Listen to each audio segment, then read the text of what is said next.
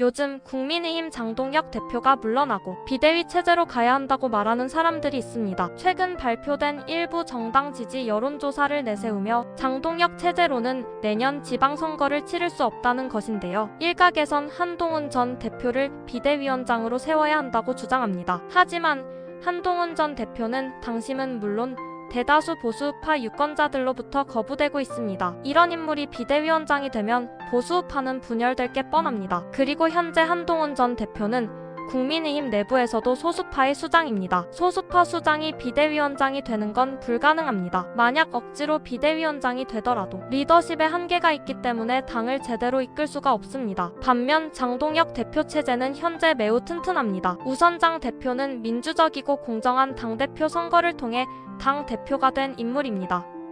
민주적 정통성을 가진 인물인 것이죠. 여기에 더해 차기 대선 주자로 손꼽히는 인물입니다. 실제로 차기 대선 주자 지지율에서 1위로 나온 여론조사도 있었습니다. 게다가 이념성에서 뚜렷 보수우파 유권자들을 단결시킬 수 있는 인물입니다. 일부에선 장동혁 대표가 윤석열 전 대통령의 계엄을 옹호하는 게 문제라고 주장합니다. 그러나 장동혁 대표는 계엄을 옹호한 적이 없습니다. 다만 계엄을 유발한 이재명 정권을 제대로 비판하고 있습니다. 또 이재명 정권의 반헌법적 행태를 지적하며 앞장서서 싸우고 있습니다. 그럼에도 일부 여론조사 결과를 가지고 내년 지방선거가 어렵다면서 장동혁 대표가 물러나야 한다거나 심지어 끌어내려질 것이라고 말하는 사람들과 언론들이 있는데요. 이런 사람들과 언론들의 태도를 보면 미국 트럼프 대통령이 떠오릅니다. 트럼프 대통령이 민주당 힐러리 후보와 해리스 후보를 이기고 대통령이 될 때도 미국의 상당수 언론은 트럼프의 패배를 예상했습니다. 관련 여론조사 결과도 트럼프의 패배를 점치게 했죠. 하지만 선거 결과는 완전 달랐습니다. 이른바 사이 보수들이 트럼프에게 표를 몰아줬습니다. 트럼프 대통령이 2번이나 승리한 배경에는 미국 사회의 지나친 좌양화에 대한 깊은 우려가 한몫하고 있습니다. 이러다가는 미국이라는 나라가 망할 것 같다라는 위기감이 팽배했습니다. 하지만 기존 언론들은 매너리즘에 빠져서 이런 분위기를 읽지 못했습니다. 그런데 지금 대한민국도 이와 비슷하다고 봅니다. 대한민국은 지금 지나치게 좌경화되어 있습니다. 한 가지 예를 들자면